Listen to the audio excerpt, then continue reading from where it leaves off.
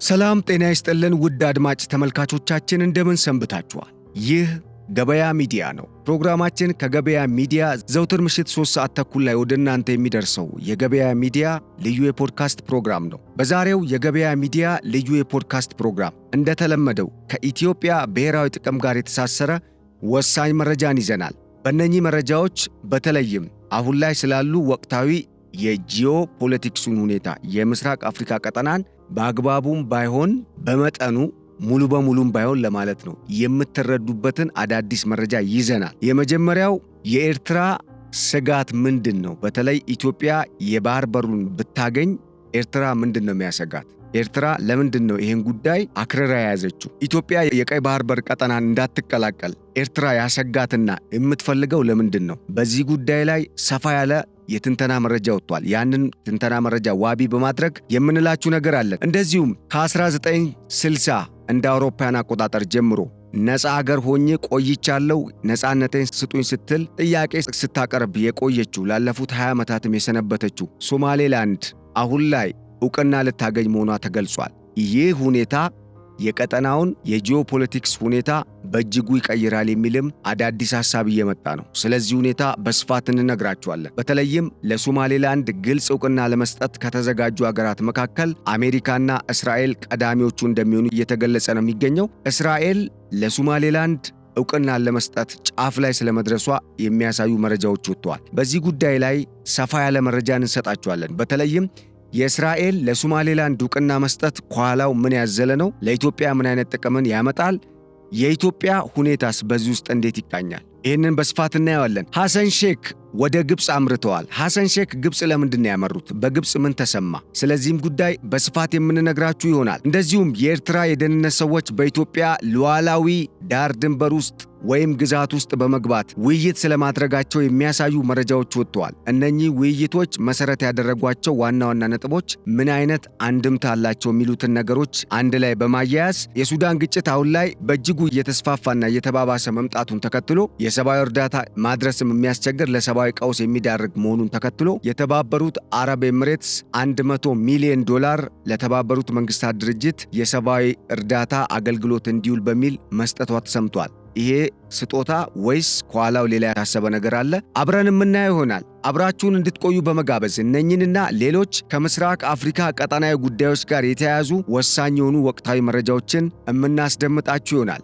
ለቻናላችን አዲስ የሆናችሁ ቻናላችንን ሰብስክራይብ፣ ፕሮግራማችንን ደግሞ ላይክ እና ሼር እንድታደርጉ ሐሳብ አስተያየትን በመስጠት እንድታበረታቱን እየጋበዝን የተለየ የምትሰጡ መረጃ ወይም ማስተካከያም ካለ እንደዚሁ በሐሳብ መስጫ ሳጥኑ በኩል እንድታጋሩን እየጋበዝን በሌላ በኩል ከገበያ ሚዲያ ጋር ለመስራት የምትፈልጉ ምርትና አገልግሎታችሁንም ማስተዋወቅ ለምትሹ ደግሞ በስልክ ቁጥራችን በመደወል በቴሌግራም አድራሻችን ወይም በኢሜል አድራሻችን በኩል ልታገኙን እንደምትችሉ እየጋበዝን በቀጥታ ወደ ዕለቱ የገበያ ሚዲያ ልዩ የፖድካስት ፕሮግራም ተሻገርን።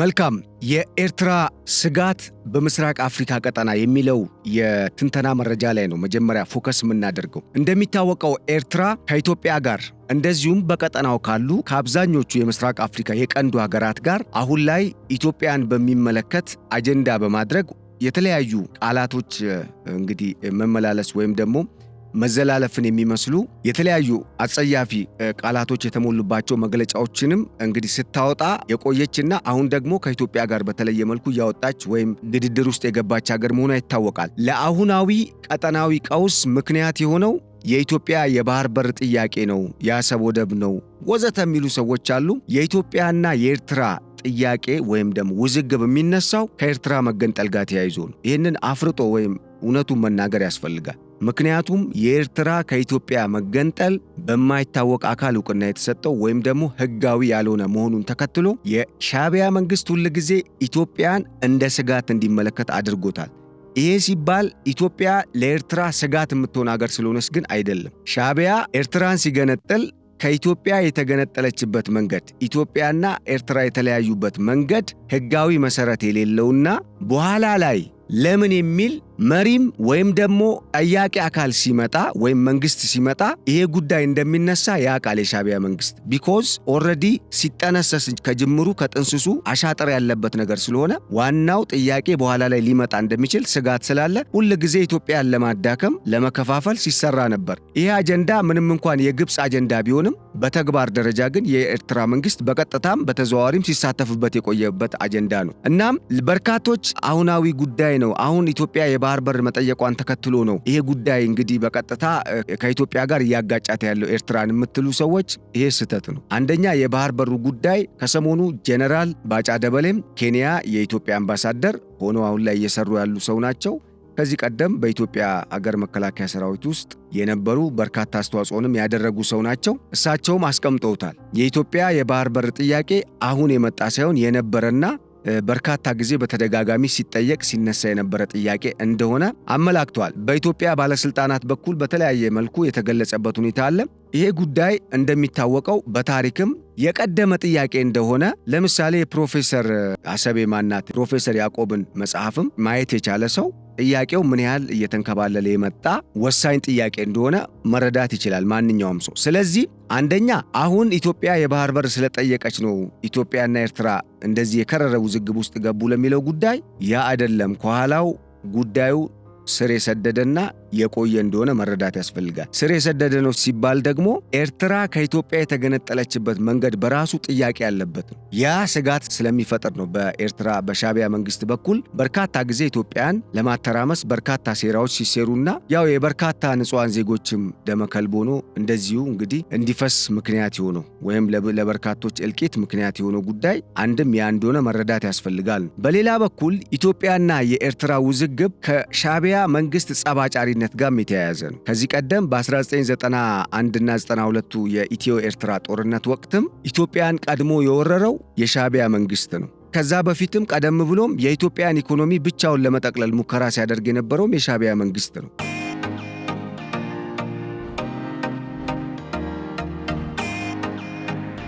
በእርግጥ ይህን ስል የኢትዮጵያ መንግስት ንጹህ ነው ወይም ተለያዩ ምክንያቶች ወይም በአገራዊ ጉዳዮች ላይ የሰራው ስህተት ምንም የለም እያልኩኝ ግን አይደለም። ይህንን መገንዘብ ያስፈልጋል። ምክንያቱም አሰብን ኢትዮጵያ የተነጠቀችበት ኦል ኢን ኦል ደግሞ ኤርትራ ከኢትዮጵያ የሄደችበት የተገነጠለችበት መንገድ ራሱ ህጋዊ አግባብነት የሌለው መሆኑ በራሱ የኢትዮጵያን መንግስት የሚያስጠይቅ ነው። በወቅቱ ጥያቄ የሚያስነሳ ነው ማለት ነው። ያው እንግዲህ ይህንን በርካታ ኢትዮጵያውያን ምሁራንም ጭምር ሲያነሱት መንግስትም አሁን ባለፈውም በፓርላማም የተጠየቀበት ጥያቄ ሁኔታ ስላለ ያንን በዛ አግባብ መረዳት ያስፈልጋል። ለማንኛውም አሁን ኢትዮጵያ የባህር በር ስላነሳች ብቻ አሁን እቺ የተነሳችውን የባህር በር ጥያቄ መሰረት አድርጋ የመጣች የሆነች ውስን አይነት ግጭት አድርጎ ማሰብ ተገቢ አይደለም። ቢኮዝ ኢትዮጵያ የጠየቀችው የራሷን ታሪካዊ፣ ተፈጥሯዊ፣ ህጋዊ ግዛት ነው። የባህር በር የኢትዮጵያ ወሳኝ የህልውና ጥያቄ ነው የነበረ ግን ደግሞ መነሳት ሲገባው የሚያነሳው ሰው አጥቶ ቆይቶ የነበረ አሁን የተነሳ ጥያቄ ነው። ነገር ግን የሚያነሳው ያገኘ ጥያቄ ነው። ነገር ግን አጀንዳው እና ሐሳቡ ጥያቄው ቀድሞውኑም የነበረ በተደጋጋሚ ሲነሳም የነበረ እንደውም በዚህ ጉዳይ ላይ ጥያቄ ማንሳት አንዳንድ ጊዜ ስጋት ላይ የሚጥል እስከ መሆን ደረጃ የደረሰበት ሁኔታ ተፈጥሮ የነበረበት ጊዜ ማስታወስ ይቻላል። ስለዚህ አሁን ይህንን ጉዳይ አስመልክቶ ኢትዮጵያ የቀይ ባህር በር እንዳታገኝ ኤርትራ ለምንድን ነው የሰጋችው? የኤርትራ ስጋትስ ከምን የሚመነጭ ነው? በመጀመሪያ ኤርትራ የሰጋችው አንድም የሻዕቢያ መንግስት የጡት አባቶቹን ኋላው አገር እንድትሆን ኤርትራ እንድትገነጠል ሐሳብ ከመጠንሰስ ጀምሮ ኤርትራ አገር ሆና ቆማም ለህዝቦቿ ማትመች ለህዝቦቿ ብቻ አይደለም። በነገራችን ላይ የኤርትራ መንግስት የሚመራት ኤርትራ ወይም ሻዕቢያ የሚመራት ኤርትራ ለቀጠናው ሀገራት ህዝብም መንግስታትም ማትመች ሆና እንድትቆም ጀስት ቀጠናውን የማናወጥ የማተራመስ ዋና ሽብር የሚነዛባት ማዕከል ሆና እነኚህ የቀጠናው አሸባሪ ኃይሎች የሚንቀሳቀሱባት ሄድኳርተራቸው እንድትሆን ግብፅም ኋላና ሳውዲም ሌሎች ኃይሎችም አበክረው ነው የሰሩት። ይሄ ደግሞ ዝም ብሎ የተሰራ ብቻና ወይም የመጣ አይደለም። የሻዕቢያ መንግስት በራሱ ተባብሯል። በዚህ ጉዳይ ላይ ትብብር አድርጓል። ፈቃደኝነቱን መስጠት ብቻ ሳይሆን ከአመሰራረቱም አነሳሱ ከግብፅም ስለሆነ ከግብፅ ቤተ መንግስት የሚሰጠውን ሬሽንም ከግብፅ መንግስት የሚወጣውን ወይም በግብፅ መንግስት አማካኝነት ፎርሙሌት ተደርገው ሼፕ ተደርገው ኢስታብሊሽ የተደረጉ አጀንዳዎችንም በመቀበል ተግባራዊ በማድረግ በተለይ ቴክኒካዊ ስራው ይሄ በመሬት ላይ የሚሰራውን ተግባራዊ ስራ በመስራቱ ረገድ ተክኖበታል። በርካታ ጊዜ በኢትዮጵያ ውስጥ በተለያዩ የምስራቅ አፍሪካ ሀገራት የሽብር ጥቃቶች ሲፈጸሙ ከጀርባ እጁ ነበረበት። ይሄ በስሜት ወይ ደግሞ አሁን ላይ ኢትዮጵያ የባህር በሩን ስለጠየቀች ብቻ ዝም ብለን አጉልተን የምናነሳው አጀንዳ አይደለም። በብሔራዊ ጥቅም ስም ፋክት ነው። የተባበሩት መንግስታት ድርጅት በኤርትራ መንግስት ላይ የጦር መሳሪያ ግዢ እንዳያደርግ፣ የንግድ እንቅስቃሴን እንደፈለገ እንደቀድሞ እንደ አንድ ሉዓላዊ ሀገር እንዳያደርግ ማዕቀብ ጥሎበታል። በዚህ ጸባጫሪ ተግባሩ ምክንያት በዚህ አይነት ያልተገባ ቀጠናውን የማተራመስ ተግባሩ ምክንያት። ስለዚህ የተረጋገጠ ነው። የተመድ መረጃን ማየት ይቻላል። የአሜሪካ መንግስት በተመሳሳይ በኤርትራ መንግስት ላይ ማዕቀብ ጥሏል። እስካሁን አልተነሳም። የአውሮፓ ህብረት በኤርትራ ላይ ማዕቀብ ጥሏል። እስካሁን አልተነሳም። ዋይ? ይህንን መጠየቅ ያስፈልጋል። ምክንያቱም ዋና ለዚህ ማዕቀብ ምክንያት የሆነው የሻዕቢያ መንግስት ጸባጫሪነት ወይም ደግሞ ቀጠናውን የማተራመስ የሽብር ተግባርን ከሚሰሩ ኃይሎች ጋር መተባበርና መደገፍ፣ መላክ፣ ተልዕኮ መስጠት በተግባር በቀጥታም በተዘዋዋሪም እጁን በዚህ ጉዳይ ውስጥ ማስገባቱ ለእንደዚህ አይነት ውድቀቶች ዳርጎታል። ማዕቀብ ማለት አንድን ሀገር ወደ ውድቀት ነው የሚያመራው ወይም ለውድቀት ነው የሚዳርገው። ስለዚህም የሻዕቢያ መንግስት ስጋት አንዱ ከኋላው ያሉ ኃይሎች ናቸው። ምክንያቱም እኔ ከኢትዮጵያ ጋር እደራደራለሁ ቢል የጡት አባት እሺ አትልም ወይም እናት እንበላት። ሻዕቢያ እንግዲህ መንግስት ሆኖ እንዲመጣ በኤርትራ ውስጥ መንግስትነት ቦታን ይዞ ወይም የመንግስትን ስልጣን ይዞ የህዝብን ስልጣን ይዞ አገሪቱን እንደፈለገ እንዲዘውር ከኋላ ግብፅ፣ ሳውዲ አረቢያ፣ ሌሎች አገሮችን በርካታ ድጋፍን አድርገዋል። እነኛ ኃይሎችን ይፈራቸዋል። ከነሱ ሐሳብና ፍላጎት ውጪ ሌላ ነገር ማድረግ አይችልም። ስፔሻሊ በዚህ ጉዳይ ላይ ለምን ዋና የነ ግብፅና አብረዋት የተሰለፉ ኃይሎች አጀንዳ ምንድን ነው? ከኢትዮጵያ ጋር በተያያዘ አንደኛ ኢትዮጵያ በኢኮኖሚ በልማት በአጠቃላይ ሶስቱ አንድ ሀገር ያድግባቸዋል ተብለው ከሚታሰቡ ማህበራዊ፣ ኢኮኖሚያዊና ፖለቲካዊ ጉዳዮች መካከል ዋና የሆነው ኢኮኖሚን ጉዳይ መሰረት ያደረገ ነው አንዱ አጀንዳቸው። ሁለተኛው ፖለቲካዊ ጉዳይ ነው። ከዛ ማህበራዊ ጉዳይ ተያይዞ ይመጣል። በዋናነት ግን የሰሩት ምን ላይ ነው? ፖለቲካዊ ጉዳዮች ላይና ኢኮኖሚያዊ ጉዳዮች ላይ ነው። ኢኮኖሚያዊ ጉዳዮች ላይ ምንድን ነው የሰሩት? ኢትዮጵያን ድሃ የማድረግ አጀንዳ ቀርጸው በስትራቴጂ ደረጃ ነው እየተንቀሳቀሱ የነበሩት ለዓመታት። ኢትዮጵያ እንዳታንሰራራ፣ ድሃ እንድትሆን፣ ድሃ መብቶ አይከበርም፣ ድሃ አዳማጭ የለውም፣ ድሃ ሀገር ማንም ነው የሚጮትበት። ያንን ነው የፈለጉት።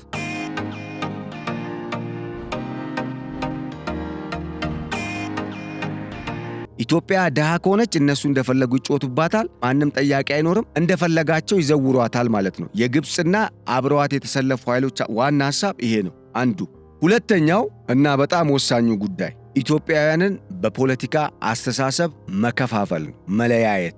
ይሄ በጣም አደገኛ ነው። ልክ እንደ ኢኮኖሚው አሽመድምዶ የሚጥል ዜጎችን ከነው የሚያቃርን አለመግባባትን የሚፈጥርና እስከ መጨረሻውም እንዲለያዩ ሊያደርግ በሚችል አግባብ ነው እንግዲህ በርካታ ሐሳብ አስተያየቶችን ወይም ደግሞ በአጀንዳ መልክ የተቀረጹ የውሸት ትርክቶችን ወደ ኢትዮጵያ ኢምፖርት እንዲያደርጉ ወይም ደግሞ ኤክስፖርት ስታደርግ የነበረችው ግብፅ ያው ሐሳቡን የገዙት ደግሞ ኢምፖርት ሲያደርጉት ነበር ማለት ነው። የዚህ አጀንዳ አስፈጻሚ ደግሞ የሻዕቢያ መንግስት ነው። ይህንን ጉዳይ በምን መልኩ ተግባራዊ ተደረገ? ከዚህ ቀደም በርካታ ጊዜ ብዙ ነገሮች ስለተባሉ እዚህ ጉዳይ ላይ ብዙ ጊዜ መውሰዱ አያስፈልግም። ግን በተወሰነ ደረጃ ለመጠቆም በ2018 እንደ አውሮፓውያን አቆጣጠር የኢህአዴግ መንግስት ጠቅላይ ሚኒስትር ኃይለማርያም ተሸኝተው ወይም ከስልጣን ወርደው ስልጣን በቃኝ ብለው ኦልሬዲ ይፋ አድርገው ነበር በወቅቱ። ያው ለምን አሉ ምናምን እሱ ውስጥ አልገባም።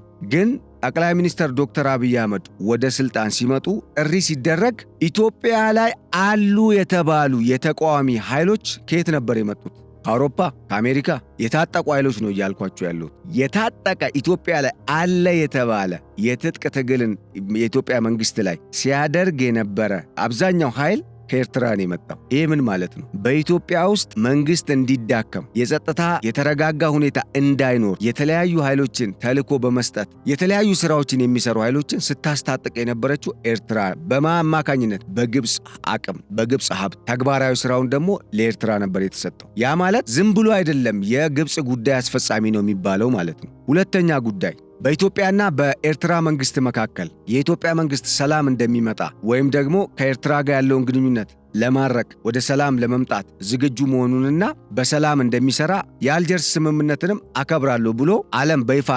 የተናገረበትና ሰላም መጥቶ ጠቅላይ ሚኒስትሩም የኖቤል ተሸላሚ ሆነው በርካታ ነገሮች አልፈዋል። ብቻ ሆነዋል። መሆን የነበረባቸው ያልነበረባቸው ነገሮች እነኛ አልፈዋል። ከዚህ በኋላ እርቅ ነው የሚያስፈልገው በቃ በሚል ሁለቱ ሀገራት ወደ ሰላም ገቡ። ወደ ሰላም ከገቡ በኋላ የሰሜኑ ጦርነት ተካሂዶ ወይም ደግሞ በትግራይ የነበረው ጦርነት ካለቀ በኋላ የፕሪቶሪያው ስምምነት እንዲያልቅ ወይም ደግሞ ሰላም እንዲመጣ የሚያደርገው የፕሪቶሪያው ስምምነት ሲፈረም ኢሚዲየትሊ የሻዕቢያ መንግስት በሩን ነው የዘጋው። ሊፈረም ይችላል የሚለው ነገር መውጣቱን ተከትሎ መረጃውን እንደ መንግስት መረጃው ስለደረሰው ቀድሞ ነው የዘጋው። ለዚህ አንድ ማረጋገጫ ጠቅላይ ሚኒስተሩ እናንተ ሳትሰሙ እኮ ነው ድንበሮች የተዘጉት፣ ያን ጊዜ ነው ተስፋ የቆረጥ ነው በአሰብም ጉዳይ በላይም በሰሜንም ያለውን ሁኔታ ብለው ነበር አሁለታ በፓርላማ የማብራሪያ ንግግራቸው ላይ። ስለዚህ አንድ የሌላኛውን አገር የእናት አገርን ወይም ደግሞ የጎረቤት አገርን ሰላም የሚፈልግ መንግስት እንዴት በአንድ አገር ውስጥ የሚጋጩ ኃይሎች ሰላም ሲፈጥሩ ሊከፋ ሊቃረን ይችላል? ጥቅሜ ተነካ ከሆነ እንደውም በትግራይ ክልልና በፌዴራሉ መንግስት መካከል ያለው ውዝግብ በሰላማዊ መንገድ መፈታቱ በኢትዮጵያና በኤርትራ መካከል ያለውን ግንኙነት የበለጠ ሰላማዊ የሆነ የህዝብ ለህዝብ ግንኙነቱም እንዲጠናከር ነው እንጂ የሚያደርገው ጉዳት አያመጣም። ግን ኢሚዲየትሊ ነው በሩን የዘጋው። ለምን? ቢኮዝ ግብፅ ኢትዮጵያ ውስጥ ያልተቋረጠ ግጭት እንዲኖርና ይሄ ግጭት ደግሞ እየተፋፋመ እንዲቀጥል ነው የምትፈልገው። የግብፅን አጀንዳ የሚያስፈጽም ደግሞ የግብፅ ሙሉ የአምባሳደርነት ስልጣን የተሰጠው በቀጠናው ግን ደግሞ የአንድ ሉዓላዊ ሀገር መንግስት ነኝ የሚል መንግስት ቅርጽ ስለሆነ የያዘው የሻዕቢያ መንግስት ያንን አጀንዳ የማስፈጸሙን ዓላማ ይዞ ስለሆነ የሚንቀሳቀሰው ያ ጉዳይ ሰላም አልሰጠው። ስለዚህ እነኚህ ጉዳዮች የኤርትራ መንግስት በራሱ አቋምና በራሱ ፍላጎት ወይም የኤርትራውያንን ማህበራዊ ኢኮኖሚያዊና ፖለቲካዊ ፍላጎት ለማሳካት በሚል የሚወስነው ወይም ደግሞ አሁንም ከኢትዮጵያ ጋር እየተቃረነበት ያለው ጉዳይ ወደ ተቃርኖ ያስገባ አጀንዳ ስላለው እንዳልሆነ ከዚህ መገንዘብ ይቻላል።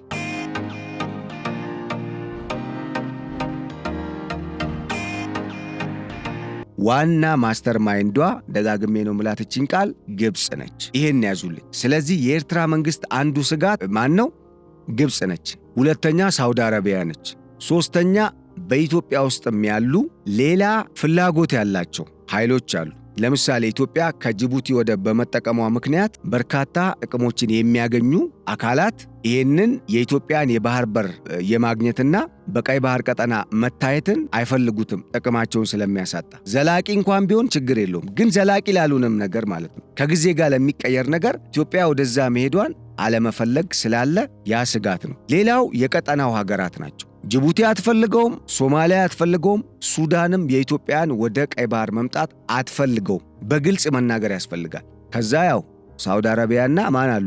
ግብፅ አሉ። እና ከዚህ ጋር በተያያዘ ሌላ ለየት ያለ አንድ መረጃ ላካፍላችሁ። ኢትዮጵያ የቀይ ባህርን ተቀላቅላ የባህር ኃይሏ በቀደመው ክብሩ ቦታውን የሚይዝ ከሆነ ሁቲነሽ ቡቲነሽ ማነሽ ምንድነሽ መስዋዕት ቢያስከፍልም እንደ ቀደመው ጊዜ የቀጠናው ዋና የስጋት ምንጭ ሆነው መቀጠል አይችሉ።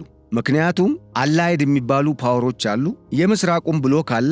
በዚህ በቀይ ባህር ቀጠና ላይ ሁሉም ሌላ ኃያላን ሀገራት ጥቅም ስላላቸው ጥቅማቸው እንዲነካም ስለማይፈልጉ ከኢትዮጵያ መንግስት ጋር የግድ ይተባበራሉ። ኢትዮጵያ የቀይ ባህር ቀጠናን ብትቀላቀል የምትይዘው ቦታ በጣም ስትራቴጂካዊ ነው። ይሄ ጉዳይ ደግሞ በኢትዮጵያና በምስራቅ አፍሪካ በአጠቃላይ ቀጠናዊ ነውጥን ለማምጣት የሚሰሩ ኃይሎች በቀይ ባህር አካባቢ ሰፍረው የተለያዩ ቡድኖችን በማስታጠቅ ጥቃቶችን ለመፈጸም የሚዘጋጁባቸው ቦታዎች በሙላ በኢትዮጵያ የባህር ኃይል እጅ ሊገቡ፣ በሌላ አነጋገር እዚህ ቀጠና ላይ ከኢትዮጵያ ጋር በጥምረት የሚሰራው ኃይል እጅ ይወድቃሉ ማለት ነው። ያ ማለት ቦታ አይኖራቸውም ማለት ነው። ይሄን ደግሞ ቀጠናውን ማተራመስ የሚፈልጉ ኃይሎች አይፈልጉት። ስለዚህ ከኤርትራ መንግስት ጋር ይተናነቃሉ። ከኋላ ግፊት ያደርጋሉ፣ ፑሽ ያደርጋሉ ባጭሩ። ይሄ እውነት እንደሆነ ደግሞ እንድታረጋግጡ ኢሳያስ አፈወርቂ የማስታወቂያ ሚኒስትራቸውም በለጠፉት የኤክስ የማህበራዊ ትስስር ገጽ ላይ ባጋሩት ጽሑፍ፣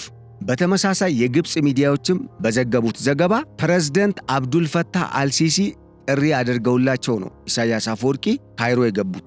በነገራችን ላይ ከየትኛውም መሪ በላይ ኢሳያስ አፈወርቂ ግብፅን የጎበኙ መሪ ሆነው እንደ ሀገር ደግሞ የአንድ ሀገር ፕሬዝደንት ሆነው አንድን ሌላ ሀገር ጎረቤት ሀገርን ማለት ነው በጣም ለብዙ ጊዜ ለበርካታ ጊዜ በተደጋጋሚ በመጎብኘት ሪከርድ የሰበሩ ሰው ናቸው ኢሳያስ አፈወርቂ።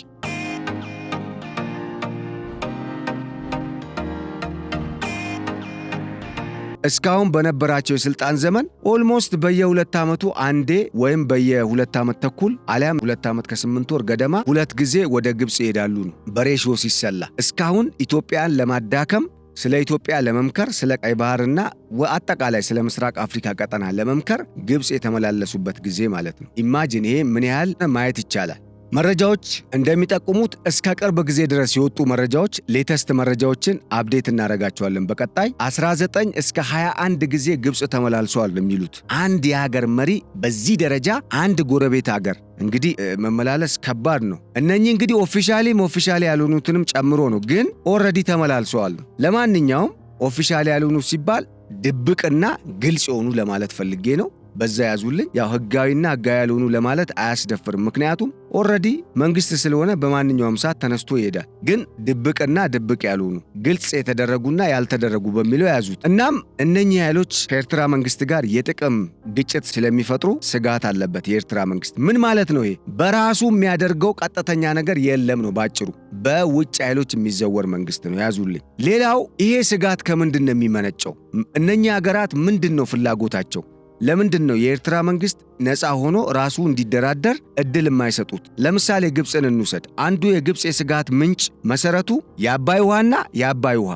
ለምን ኢትዮጵያ የአባይ ውሃ ላይ አቅም ካገኘች ወይም ደግሞ የሆነ ግድብ ሰርታ አቅም ከፈጠረች ቀጠናውን በበላይነት ትመራለች። በዚህ ኢኮኖሚያዊ አቅም ላይ የቀይ ባህር ቀጠናን ደግሞ የምትቀላቀል ከሆነ የግብፅን ሁለተኛ አጀንዳ ፉርሽ ታደርጋለች። ያ ማለት በቀይ ባህርና በዚህ በምስራቅ አፍሪካ አጠቃላይ በዓለም አቀፉ የንግድ መስመር ላይ የበላይ ነኝ ብላ የምታስበውን ግብፅ ቦታዋን ልትቀማት ትችላለች። ይሄ ቀልድ ነገር አይደለም ለነሱ፣ በእርግጥ ለኛም ቀልድ ነገር አይደለም ስላልሆነም ነው ይሄ ሁሉ እንግዲህ ለአስጨራሽ ትግል ውስጥ የገባ ነው፣ ወይም ደግሞ አሁንም ድረስ ያው ያለንበት። ሁሉም ለሀገሩ እንግዲህ በሚችለው አግባብ የሚችለውን እያደረገ ነው። እናም ይሄንን የማትፈልግ ስለሆነች ግዴታ ኢትዮጵያ አንደኛ ቀደም ሲል እንደነገርኳችሁ በኢኮኖሚ መዳከም አለባት። ሁለተኛ የቀይ ባህር ቀጠናን መቀላቀልና የባህር ኃይሏን ለጸጥታና ለደህንነት ስጋት የሚሆኑባትን ኃይሎች በቀጠናው የምትቆጣጠርበትን ነገር ወይም ኃይል በዛ አካባቢ ማስፈር የለባትም የሚል አቋም አላቸው። ካሰፈረች ግብፅ ስለሆነች አንድና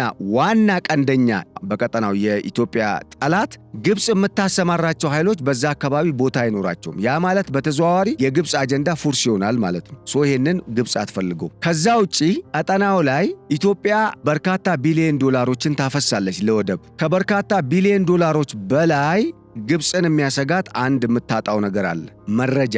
ኢትዮጵያ በጅቡቲ ወደብ በኩል የጦር መሳሪያ ስታስገባ በነጋታው ምን አይነት የጦር መሳሪያ ከየት ሀገር እንዳስገባች ግዴታ ከወደቡ እንትን ታገኛለች። በተዘዋዋሪ በቀጥታ አይደረግም፣ ያው ስምምነት ስላለ ከጅቡቲ መንግስት ጋር። ግን ኢትዮጵያ ወደብ አልባ በመሆኗ ምክንያት ምን አይነት የጦር መሳሪያ እንደታጠቀች፣ ከማን ሀገር እንደታጠቀች አቅሙን አጠቃላይ ወታደራዊ መረጃዎችን በሚመለከት ከወደብ አቅራቢ ሀገር ታገኛለች መረጃ። ይሄ ደግሞ ለግብፅ በጣም የኢትዮጵያን ሁኔታ ለመከታተል አቅሟንም ለመገመት ከፍተኛ የሆነ እድል ይፈጥርላታል። ኢትዮጵያ ባህሩን የምታገኝ ከሆነ ግብፅ ይህንን መረጃ ከየት ታገኘዋለች? ትንተና ብቻ ነው የሚሆነው። which means half ነው። ኦር ደግሞ ያው 70% እውነት እንኳን ቢሆን የተቀረው 30 ስህተት ነው የሚሆነው፣ ወይም ደግሞ ከእውነቱ ጋር የሚቃረን ነው የሚሆነው። ስለዚህ 70% ደግሞ የመሆን ፕሮባቢሊቲ የለውም። ኢትዮጵያ በራሷ ወደብ የጦር መሳሪያን ማንኛውንም ለማስገባት የምታደርገውን እንቅስቃሴ በራሷ ነው የምታደርገው እና ከሚወዳጃት ሀገር ጋር ነው። ያ የሚወዳጃት ሀገር ካልሰጠ በስተቀር መረጃውን በአንድ ጉዳይ ላይ ግብፅ ልታገኝ አትችልም። ስለዚህ ይሄንን መረጃ ስለምታጣ ስጋት ተፈጥሮባታል።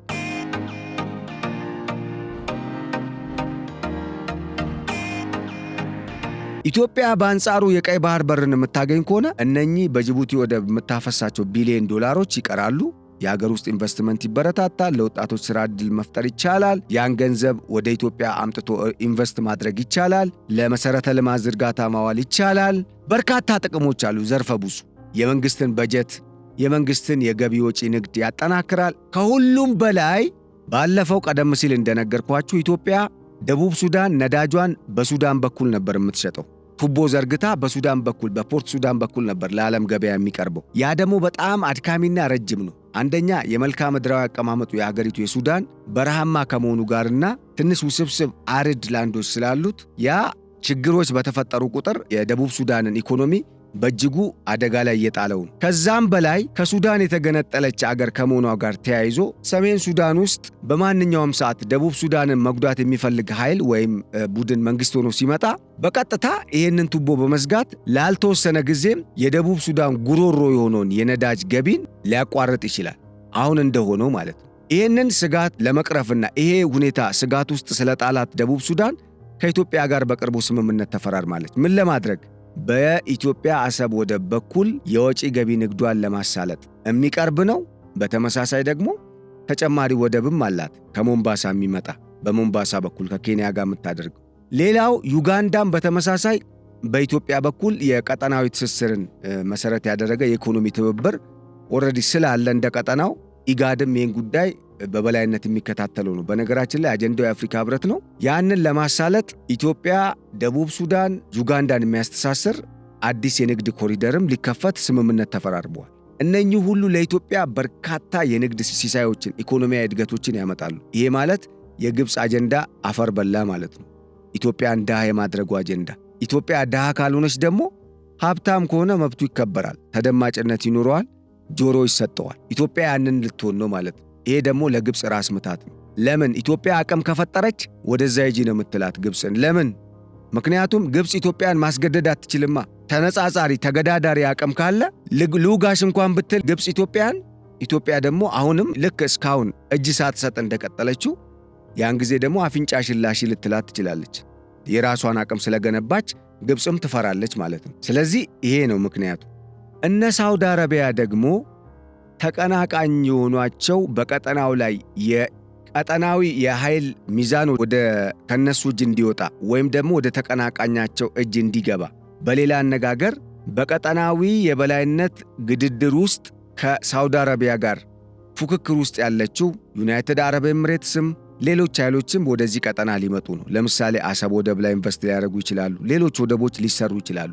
የባህር በር ካለ አዳዲስ ወደቦች በርከት ብሎ ሊሰሩ ይችላሉ። በእነኚህ ላይ ሳውዲ አረቢያ ያሰበችው የአሰብ ወደብ ላይ ኢንቨስት የማድረግ እቅድ ላይሳካ ይችላል። ያ ማለት ኢትዮጵያ ነች የምትወስነው። ያንን ውሳኔ ደግሞ ኢትዮጵያ እንደሚመቻት አድርጋ ከብሔራዊ ጥቅሟ ጋር በማስተሳሰር ከሚጠቅማት ሀገር ጋር ብቻ ነው ልታደርግ የምትችለው። ይሄ ደግሞ ሳውዲ አረቢያን ቢሊዮን ዶላሮች ያሳጣታል።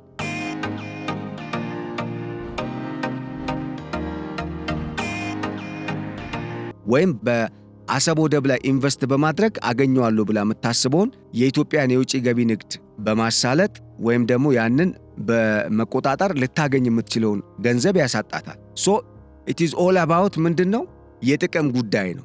ሌሎች ጥቅመኞች ደግሞ የጅቡቲ መንግስት፣ የሶማሊያ መንግስት፣ በአገር ውስጥ ያሉ ኃይሎች የጅቡቲ የወደብ ከተሞች ወይም ወደቦች የኢትዮጵያ ብቸኛ የባህር በርና የወደብ አገልግሎት ሰጪ ሆነው እንዲቀጥሉና ኢትዮጵያ ጅቡቲን ብቸኛ አማራጭ አድርጋ እንድትቀጥል ስለሚፈልጉ ለምን ከጥቅም አንጻር ስለሚከፋፈሉ ይህንን አጀንዳ አይፈልጉትም። ስለዚህ እስካሁን ከሰበሰቡት ቢሊዮን ዶላር ብዙ ነገርም ስለተማሩ ለምሳሌ የጅቡቲ መንግስት በጣም በርካታ ቢሊዮን ዶላሮችን ከኢትዮጵያ ተከፍሎታል። እነኛን ገንዘቦች ኢንቨስት በማድረግ የሻዕቢያ መንግስት ከኢትዮጵያ ጋር የሚደራደር ከሆነ ቢዚ ያረጉታል። የኢትዮጵያን መንግስትም በተመሳሳይ ቢዚ ያረጉት እንዳሉ ማለት ነው። ምንም እንኳን ባይችሉ ዓላማቸው እነሱ እንዳሰቡት ኢትዮጵያን መከፋፈልና ይሄ ባልካናይዝ አድርጎ የኢትዮጵያን ወቅታዊ ሁኔታ እንደ ቀድሞዋ ዩጎዝላቪያን እንበጣጥሳለን ብሎ ለሚያስብ ኃይል የማይመች ያደርግበታል። ኢትዮጵያ ትፈረጥማለች። ምክንያቱም የባህር በሩን ሳታገኝ የአባይ ግድብን ገድባ ገቢ ሳታገኝ ገና እኮ ኢትዮጵያ ላይ ያ ሁሉ በደል ተፈጽሞ ያ ሁሉ አሻጥር ያ ሁሉ ሴራ ተተግብሮ ኢትዮጵያ ልትከፋፈል ያልቻለች ሀገር ነች። ከባድ ሆነባቸው። በቃ የሆነ ኢትዮጵያውያንን ያስተሳሰረውን የዋና የትስስር ግንድ ምንጩን ማወቅ ተሳናቸው። ሪሰርች ያደረጉ ያልተጻፈ መጽሐፍ የለም እኮ በግብፅ ምሁራን። በእነኚህ በቀጠናው አገራት የኢትዮጵያን ጥቅም በሚቃረኑ አገራት መንግስታት እኮ ኢትዮጵያ ላይ ያልተሰራ ነገር የለም። አይደለም በእነሱ በኤርትራ መንግስት እኮ መጽሐፍ ተጽፎ ኢትዮጵያ ውስጥ እኮ ህዝብ እንዲባላ እኮ ተደርጓል። ግልጽ አይደለም እንዴ? ስለዚህ እነኚህ ጉዳዮች ምን ይፈጥራሉ? ስጋትን ይፈጥራሉ። በማ ላይ? በሻዕቢያ መንግስት ላይ። እንደነገርኳችሁ ከዚህ ቀደምም የሻዕቢያ መንግስት ፍላጎቱ ሁለት ነው። አንድ የግብፅን አጀንዳ ሙሉ በሙሉ ማስፈጸም፣ ዋቴቨር የግብፅ አጀንዳ ምን እንደሆነ ስለነገርኳችሁ። በሌላ በኩል ደግሞ የኢትዮጵያን የባህር በር ዝግት አድርጎ ልክ ጅቡቲ ለኢትዮጵያ የጅቡቲን ወደብ እያከራየች ገቢ በማግኘት ኢኮኖሚዋን እንደምትደጉመው ሁላ የኢትዮጵያ አማራጭ አሰብ እንዲሆን በማድረግ አሰብን ለኢትዮጵያ እያከራዩ ቢሊዮን ዶላሮችን ማፈስ ነው በዓመት የሚፈልገው። ይሄ ደግሞ የሚሳካ ይሆን? ለምን? የኢትዮጵያ ታሪካዊ ግዛት ስለሆነ። አንድ ጉዳይ እዚህ ላይ ልንገራችሁ። ከሰሞኑ የሻዕቢያ መንግስት ኢትዮጵያ እና ኤርትራ ግንኙነትም አልነበራቸውም ብሎ እስከ መካድም ደርሷል። በእርግጥ አንዳንዴ እውነት ሊወጣ ሲል በጣም አንዳንዴ የሚከብድ፣ ሌላ ጊዜ ደግሞ ኩርኩር አድርገው ውስጣችን እንዳንረሳ ሆኖ ሁላ የሚገባ ውሸት ይዋሻል። እና ለዚህ ጥያቄ አፋሮች በጣም የሚገርም ምርጥ መልስ መልሰዋል። የጣሊያን መንግስት አንደኛ አሰብን በሚመለከት ስምምነት አላደረገም፣ በኋላ ላይ ጠቀለለ እንጂ በቅኝ ግዛት ዘመን። ሁለተኛ አሰብ ላይ ብዙም ፎከስ አላረገም። በነገራችን ላይ ጦሩም እዛ በስፋት አልነበረም። ወደ መሃል አገር እገባለሁ ብሎ ስላሰበ በአብዛኛው ደጋማውን የኤርትራን ግዛትን ነው ሲቆጣጠርና ኃይሉን ለማሳየት ሙከራ ሲያደርግ የነበረው። መካከለኛው ምዕራብና መካከለኛ አካባቢ ወይም ደግሞ በመካከል ማለት ነው። በኤርትራ አስመራን ይዞ እንደዚህ ሃይላንዳማ ቦታዎች ወይም ከፍታማ ቦታዎች የሚባሉ ደጋማ ኤርትራ አካባቢዎች ነው። በሌላ በኩል የኤርትራ መንግስት ኢትዮጵያ ከአሰብ ወደብ ጋር ግንኙነት የላትም ብሎ አይኑን በጨው አጥቦ ላወጣው መግለጫ አንደኛ ያኔ አንድ የጣሊያን ነጋዴ ነው ከአንድ ከአፋር ብሔር እንግዲህ ጎሳ መሪ ጋር በቀጠናው ካሉ መሪ ጋር ተገናኝቶ ወደቡን ሊገዛ የቻለው የሚል ሐሳብ አቅርበዋል። እንደ አጠቃላይ ምንድነው ያሉት? አንድ የቀድሞ አመራር የነበሩ የአፋር ተወላጅ አሁን ላይ ትጥቅ ትግሉንም የሚደግፉ የጣሊያን መንግስት እንኳን ፈርመዋል ቢባል የሻዕቢያ መንግስት የሚያቀርበው ሪዝን ትክክል አይደለም። ለአብነትም የጣሊያን መንግስት አልፈረመም፣ ፈረመ እንኳን ቢባል ከአፋሮች ጋር እንጂ ከኤርትራ መንግስት ጋር አልፈረመም። አፋሮች ደግሞ ኢትዮጵያዊ ነን ብለው ዘጉት። ሪፈረንደምም ይካሄድ ብለው ጠየቁ። ከዚህ በላይ መልስ የለም መቼም እውነትን ለማረጋገጥ። ግን ይሄንን መስማት አይፈልግም የሻዕቢያ መንግስት። በተለይ አቶ የማነ ዝም ብለው የሆነ ሱስ አለባቸው መሰለኝ፣ የሆነ አዲስ የሆነ መነጋገሪያ አጀንዳ ለመሆን መፈለግ አይነት በሚመስል አግባብ ነው የሆነ በቃ ያልሆነ ጽሑፍ የሚጽፉት። ግን ኦልሬዲ ኢትዮጵያ አሁን የአገርነት ዕውቅናም ልታነሳ የምትችልበት ሁኔታ ስለተጠና ያው እንግዲህ ሚኒስተርነታቸውም ሊያበቃ ይችላል። ዊዶን ነው፣ እሱም በቀጣይ እናየዋለን።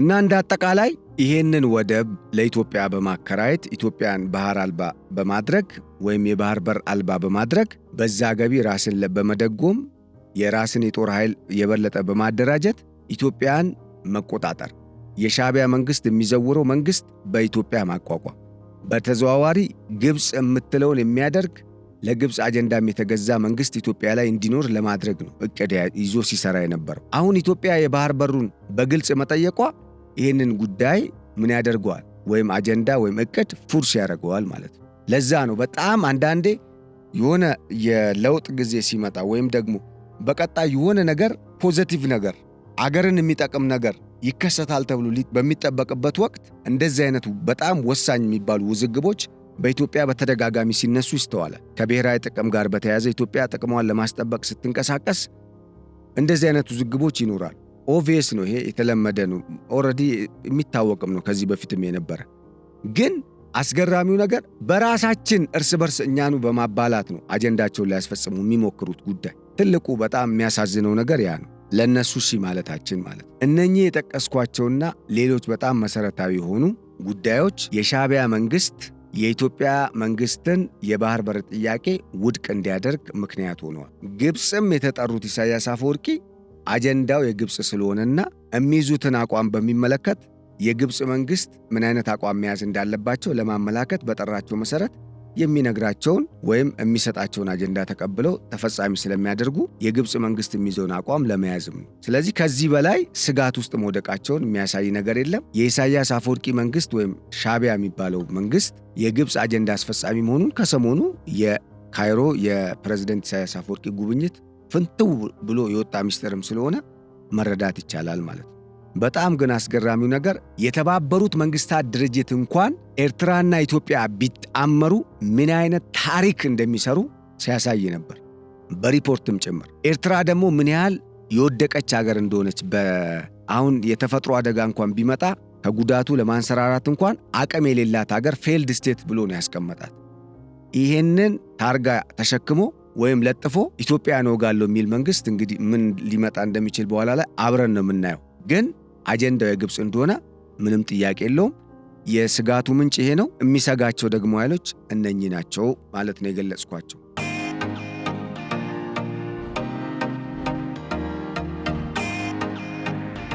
ወደ ሁለተኛው አጀንዳዬ ሲሄድ የሶማሌላንድ ጉዳይ ነው። በጣም የሶማሌላንድ ጉዳይ አሁን ላይ በጣም ተጠባቂና ዋና ወሳኝ ጉዳይ ሆኗል። የሶማሌላንድ ጉዳይን በሚመለከት እስራኤል በቅርቡ ለሶማሌላንድ የአገርነት ዕውቅና ለመስጠት ሁለተኛው ሀገር ለመሆን ዝግጅት እያደረገች ነው። ከዚህ ቀደም ፖርትም ለማልማት የጦር ሰፈር በተለይ እየገነባች ትገኛለች በሶማሌላንድ። ከዚህ በፊትም የተወሰነ እንቅስቃሴ ስታደርግ እንደነበር ይታወቃል። ይህንን ተከትሎ እንግዲህ አሁን ላይ የሶማሊያ መንግስት በጣም በሚገርም ሁኔታ በሶማሌላንድና በኢትዮጵያ መንግስት መካከል የሜሞራንደም ኦፍ አንደርስታንዲንግ ከተፈረመ በኋላ ያረገጡበት ቦታ የለም። በተለይ በእነኚህ በምስራቅ አፍሪካ ሀገራት ብዙ ሀገራት ሄዱ፣ ብዙ ክስ አቀረቡ።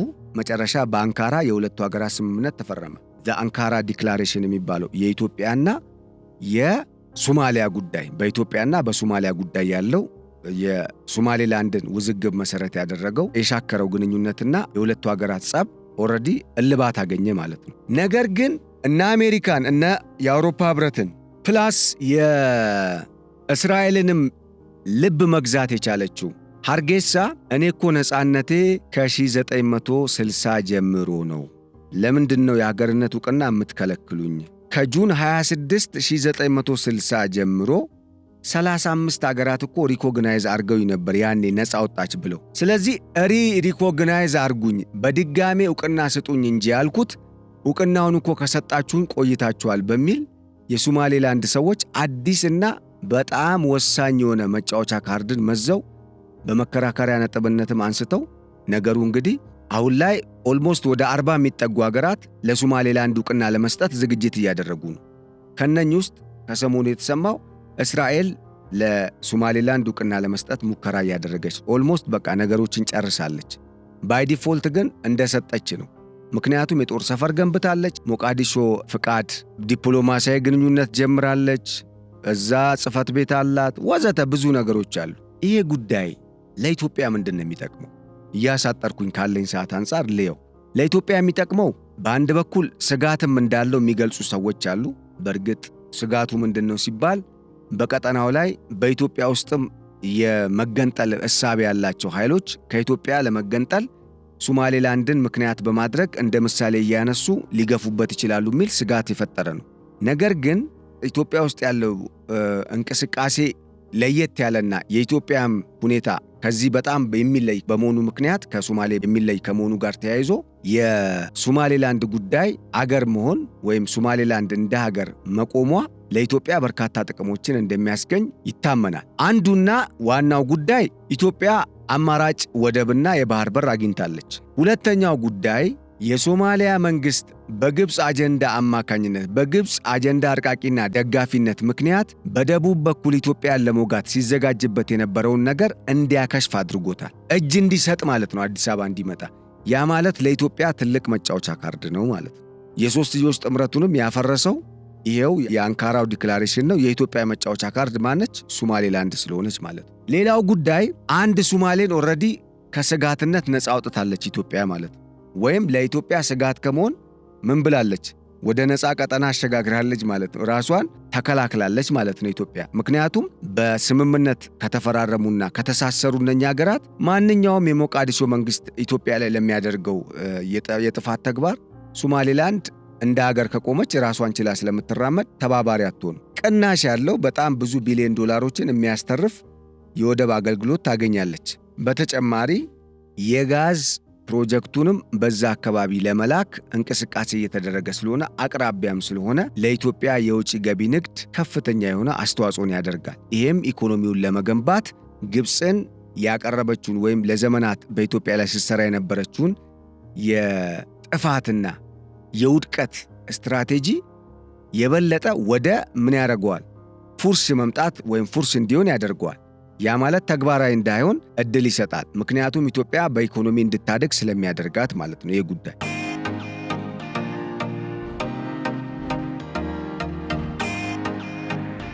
ሌላው ጉዳይ የኢትዮጵያን ጥገኝነት ይቀንሳል። ኢትዮጵያ በጅቡቲ ላይ ብቻ ነው ጥገኛ ሆና ያለችው። ያንን ነገር አማራጭ እንዳላት የምታረጋግጥበት ይሆናል። ስለዚህ ከጅቡቲም ጋር ቀንሺ ብላ የመደራደርና ወይም ለሌላ ኢትዮጵያ ለምትፈልገው ብሔራዊ ጥቅሟን ማዕከል ላደረገ ኢኮኖሚያዊ ግንኙነትና ወይም ትብብር ለማድረግ ወይም ደግሞ የሆነ አብሮ ለመስራት ስምምነት ለማድረግ እንደ ዋና የመከራከሪያ ወይም የመደራደሪያ አጀንዳ ሆኖ ያገለግላል ማለት ነው። ይሄ በጣም ትልቅ ነገር ነው ለኢትዮጵያ። ለምን? ብሔራዊ ጥቅሟን ለማስጠበቅ ልትገለገልበት ትችላለች። አሁን የሶማሌላንድ ጉዳይ የበለጠ አይቀሬ እንዲሆን ያደረገው ደግሞ ዌስተርን ሳሃራዊ በሞሮኮ በተባበሩት መንግስታት ድርጅት ምክር ቤት የሞሮኮ ግዛት እንድትሆን ኦልሬዲ አሁን ሙሉ በሙሉ ተላልፋ እንድትሰጥ የሚወስን ጉባኤ ተካሂዶ ራሳቸውን ያገለሉም አሉ፣ ወይም ደግሞ ድምፀ ታቅቦ ብለው ዝም ያሉም አሉ። ግን ጸድቆላታል ለሞሮኮ። የተባበሩት መንግስታት ድርጅት አጽድቆታል ባጭሩ ማለት ነው። UN approves resolution supporting Morocco's claim to Western Sahara ይላል። ኦልሬዲ ይሄ ጉዳይ ከዚህ በኋላ ሞሮኮንና ሞሮኮን ብቻ ነው የሚቀበለው ማለት ነው፣ ወይም ደግሞ የሚመለከተው ማለት ነው። ምክንያቱም እቺ የኮስታል ኤሪያ የምትባለው ወይም ግዛት የምትባለው ቀጠና እስከ 1975 በፈረንጆቹ ድረስ በስፓኒሽ ሩል ውስጥ ነው የነበረችው። በኋላ ላይ ግን ሞሮኮ የኔ ነች ብላ ክሌም ስታደርግ ነበረ።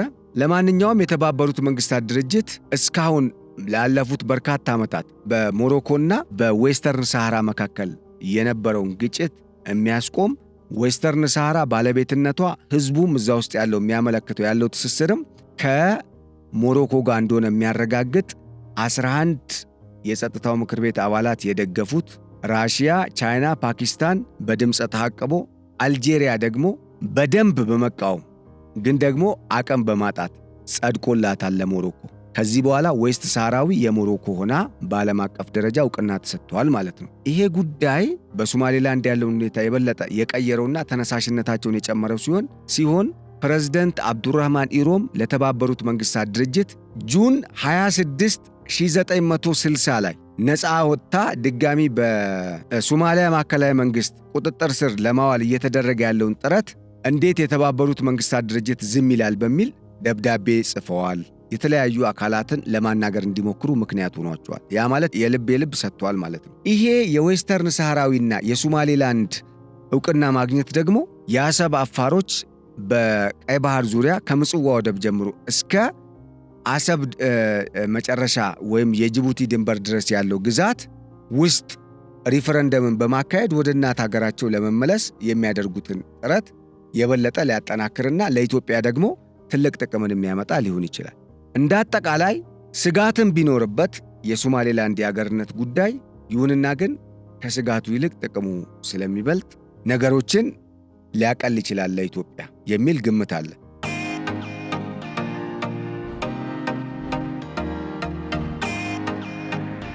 ወደ ሌላኛው መረጃ የልለፍና ኦልሬዲ እያገባደርኩ ነው። ሐሰን ሼክ ይህንኑ የሶማሌላንድን ጉዳይ መሰረት በማድረግ ከዚህ ቀደም ከግብፅና ከኤርትራ መንግስታት ጋር በድብቅ እንደሚሰሩ፣ አዲስ አበባ እየተመላለሱ ደብል ስታንዳርድ እንደሆኑ ወይም ደብል ኤጀንት ሆነው እየሰሩ እንደነበር የሚያሳይ መረጃ ወጥቶ ነበር።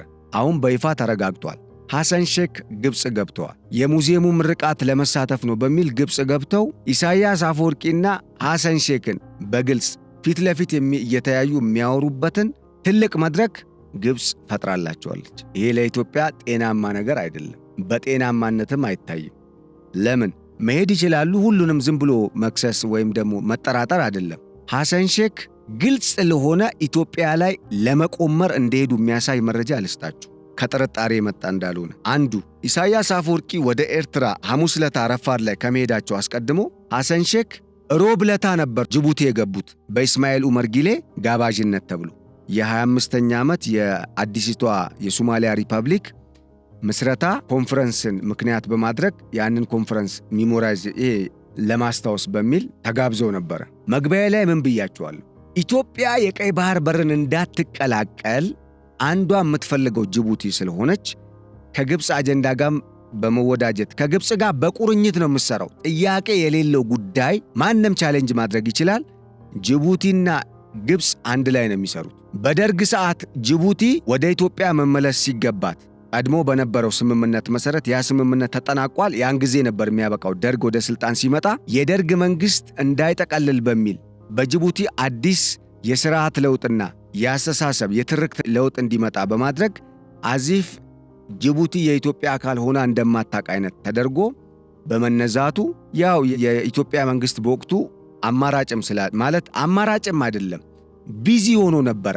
በሁሉም አቅጣጫ በደቡብ የሶማሊያው ዚያድ ባሬ፣ በሰሜን በኩል የሻቢያና የጀብሃ እንቅስቃሴ፣ ከዛም ደግሞ የሱዳን መንግስትም ጫና፣ የግብፅም ሰዎች በምስራቅ በኩል ይሄው የጅቡቲ አዲስ ሐሳብ ይዞ መምጣት ወዘተ እነኚህ ተደማምረው ቢዚ አድርገውት ነበረ። የንግድ ስምምነትን ፈረመ። ያ ማለት ባይ ዲፎልት የመንግስትነት ዕውቅና ሰጠ ማለት እና አንደኛ ጅቡቲ ኢትዮጵያ የቀይ ባህር በር የምታገኝ ከሆነ ኢትዮጵያ ለጅቡቲ የምትከፍላቸውን ቢሊዮን ዶላሮች ታጣለች ጅቡቲ። ሁለተኛ ዋና የንግድ መስመሯ እንደው ከጅቡቲ ጋር ያላት ግንኙነት አይቆምም እንኳን ቢባል ዋና የሆነው የውጭ ገቢ ንግዷ በአሰብ የሚደረግ ይሆናል። ያ ደግሞ ከፊል ሼሩን ይቀንስባታል። ሁለተኛ ነገር ልክ በተመሳሳይ እንደ ኤርትራ ጅቡቲም የሀገርነት ጥያቄ አለባት።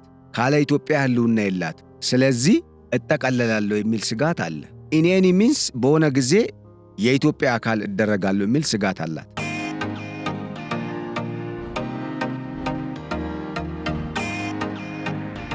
ይሄ ፈሳ ያለበት ጅላይ አይችልም እንደሚባለው ይሄ ጉዳይ ነው እነኚህን ሀገራት አጣምሮ ግብፅም ስስ ብልታቸውን ይዛ በዚህ ጉዳይ ነው እየተደበረችባቸው የምትገኙ። እናም ፕሬዝደንት ሐሰን ሼክ መሐሙድ ኢሳያስ አፈወርቂ ወደ ካይሮ ግብዣ ተደርጎላቸው በአልሲሲ እንግዲህ የካይሮም የኤርትራ ሚዲያዎችም የዘገቡት እንደዛ ነው። ከመሄዳቸው አንድ ቀን በፊት ጅቡቲ ተገኝተው ከጅቡቲው ፕሬዝደንት ኢስማኤል ኡመር ጊሌ ጋር አውርተው ስለዚህ ጉዳይም በደንብ በስፋት ካወሩና ከተነጋገሩ በኋላ አጀንዳዎቹን አንድ ላይ አርቲኩሌት አድርገው እንደ ሪፖርት ይዘው ኢሳያስ አፈወርቂ በነጋታው ረፋድ ላይ የት ገቡ?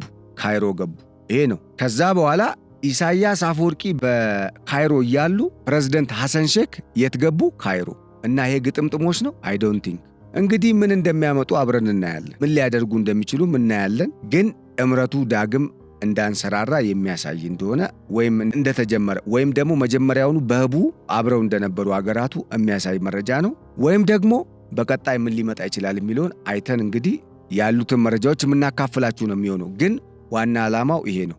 ሐሰን ሼክ የሄዱትም በኢትዮጵያ ላይ ሊማከሩ ነው። የሐሰን ሼክ አጀንዳ የቀይ ባህር ሳይሆን የሶማሌላንድ አጀንዳ ነው። በዚህ ቀጠና ላይ ደግሞ የተባበሩት አረብ ኤሚሬትስና ሳውዲ አረቢያ ቀጠናዊ የበላይነትን ለማረጋገጥ በሚያደርጉት ፉክክር ውስጥ ሶማሌላንድ ከኢትዮጵያ ወዳጅ ጋር ሆነችው ከዩኤኢ ጋር ነች፣ ወይም በተባበሩት አረብ ኤሚሬትስ እና በእስራኤል በአሜሪካ መንግስት እጅ ወድቃለች። ይሄ ደግሞ ከሶማሊያ ጋር ጥምረት ፈጥሮ የሶማሊያን ዩኒተሪ መንግስት ረዳለሁ ከሚለው ከግብፅ ጦር ጋር ግጭት ውስጥ የሚያስገባ ነው። ምክንያቱም ግብፅ የኢትዮጵያና የተባበሩት አረብ ኤሚሬትስ የእስራኤል ተቃራኒ ነች።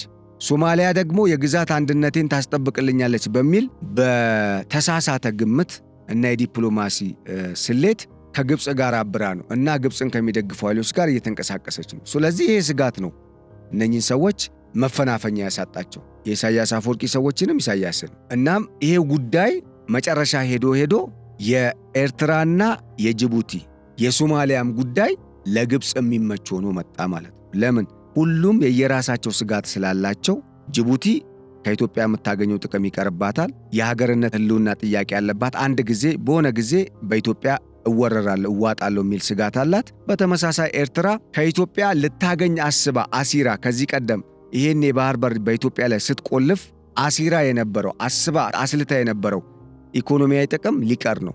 ይሄ ጥቅም እንዴት ነው የሚቀረው?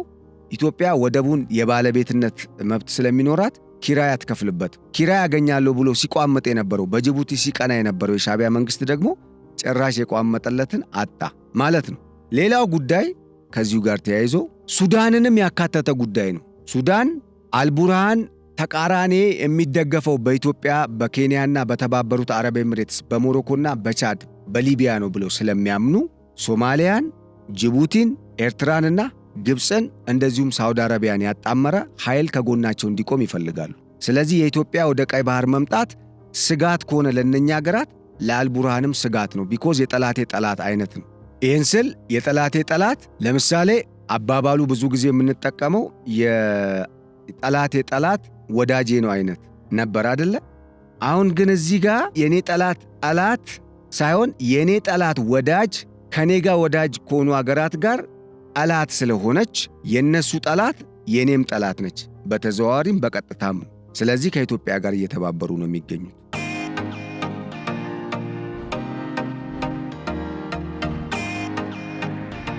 ምክንያቱም ሐምደን ደጋሎን ማጥፋት አይችሉም። እንዳይችሉ ያደረጋቸው ደግሞ የነ ኢትዮጵያ፣ የነ ኬንያ፣ የነ ሞሮኮ፣ የነ ቻድ፣ የነ ሊቢያ፣ የተባበሩት አረብ ኤምሬትስና የሲአይኤ እና የሞሳድ ድጋፍ ነው ብለው ነው የሚያስቡት። ከነ ግብፅ፣ ከነ ኤርትራና ከነ ሶማሊያ፣ ከነ ጅቡቲ አጀንዳ ጋር አብሮ በመቆም የነሱን አጀንዳ በመደገፍ የነሱን ድጋፍ ያገኛሉ። አልቡርሃን ብቸኛ አልሆንም የሚል እሳቤ ወይም ካልኩሌሽን ሰርተው የሶማሊያው ፕሬዝዳንት ሐሰን ሼክ ደግሞ ወይም ሶማሊያ የሞቃዲሾ ሶማሌ ደግሞ ኢትዮጵያ በውስጥ ኃይሎችም በተለያዩ ነገሮች በግብፅ አማካኝነት ስለምትፈርስ ወይም ደግሞ ስለምትዳከም እኔም ግዛቴን በእነኚህ ኃይል ድጋፍ አንድ አደርጋለሁ የሚል ነው። something which is impossible የማይሳካ እና በዚህ ነው ወረዋት ያሉት። አስገራሚ ነገር ነው።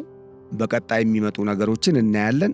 ለማንኛውም ፕሬዝዳንት ሐሰን ሼክ መሐሙድ ግብፅ ካይሮ መግባታቸው ኢሳያስ በዛው ያሉ እንግዲህ ዛሬ ነው እመለሳለሁ ብለው የወጡት ከአስመራ። እዛው ያሉ ግን በሁለተኛው ቀን ካይሮ ገብተው መወያየታቸው ለውይይት እዛ መገኘታቸው ነገሩ የበለጠ ምን አይነት መልእክት እንዳለው እንድትገነዘቡ ነው። በመጨረሻም የኤርትራ የደህንነት ሰዎች በባድመ በትግራይ ውስጥ ከሚንቀሳቀሱ ኃይሎች ጋር የተለያዩ በትግራይ ብቻ ሳይሆን የኢትዮጵያ መንግስት ለማዋከብ ከሚንቀሳቀሱ ኃይሎች ጋር በመሆን ባለ 5 ነጥብ መግለጫ ያለው ውይይት አድርገው አቋም ይዘው ተለያይተዋል የሚል ነው። አንዱ የፕሪቶሪያው ስምምነት በኢትዮጵያ መንግስት ነው የፈረሰው የሚል ወይም የኢትዮጵያ መንግስት የፕሪቶሪያውን ስምምነት ለማፍረስ እየሰራ ነው የሚል የኢትዮጵያ መንግስትን የሚወነጅል አዲስ የሚዲያ ዘመቻ፣ የምሁራን ጽሑፍ እና አጠቃላይ ከዚህ ጋር ተያይዞ ዘመቻ እንዲከፈት ምሁራንም በጽሑፍ እንዲያግዙ አቅጣጫ ስለመሰጠቱ ተሰምቷል። ኢትዮጵያ ጦርነት ልትከፍትብን ነው በይፋ ይህንን ሚዲያዎች እንዲያራግቡት የነሱ ሚዲያዎች፣ ምሁራን ደግሞ በጽሑፍ እንዲያግዙት አቅጣጫ ስለመሰጠቱ ተሰምቷል።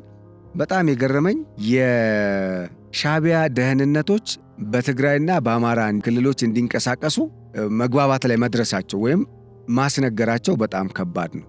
ይህን ማውራው እንዴት ማለት ነው? በአንድ በኩል በኢትዮጵያ ውስጥ ጉዳይ ውስጥ አልገባም እያሉ በሌላ በኩል ደግሞ ደህንነቶችን ማሰማራት። ከዚህ ቀደም 80 የሚቆጠሩ ደህንነቶችን ወደ ኢትዮጵያ በማስገባት በተለይ በትግራይ ክልል አሰማርቶ እንቅስቃሴ እያደረገ እንደሆነ ይታወቃል። የሻዕቢያ መንግስት ያው መንግስት እንግዲህ ደርሶበት ነገሮችን ቦታ ሲዟል። ከመንግስት በኩል የተሰጡ መግለጫዎች የሉም። መግለጫዎቹ ሲወጡ ግን የምናደርሳችሁ ነው የሚሆነው። ግን ይህን ያህል አስገራሚ ነገር ነው እንግዲህ በሻዕቢያ መንግስት በኩል ኢትዮጵያ ላይ እየተደረገ የሚገኘው።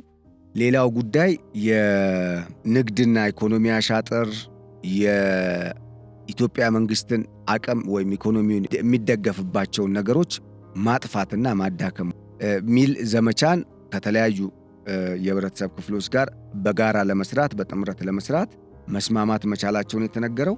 እንግዲህ እነኚህ ሁኔታዎች በቀጣይ እንግዲህ ተግባራዊ ይሆናሉ አይሆኑም፣ የኢትዮጵያ መንግስትስ ነገሩን እንዴት እየተከታተለው ለሚለው ጉዳይ ተጨማሪ መረጃዎችን በሌላ ክፍል ይዘን የምንቀርብ ነው የሚሆነው። አብራችሁን ስለነበራችሁ በእጅጉ እያመሰገንን አሁን ላይ ለኢትዮጵያ ጠቃሚ የሆኑ ከኢትዮጵያ ብሔራዊ ጥቅም ጋር የተሳሰሩ ወቅታዊ መረጃዎችን የምናቀርብበት እያቀረብንበትም ያለው የገበያ ፖድካስት ልዩ ፕሮግራም ለዛሬ ያሰናዳላችሁ መረጃዎች እነኚህን ይመስሉ ነበር። ስለሰማችሁን በማመስገን በቀጣይ በመሰል ጉዳዮች ወደ እናንተ እስክንመለስ ለአሁኑ በዚሁ ተሰናበትናችሁ። ቸር ሰንብቱልን። ሰላም።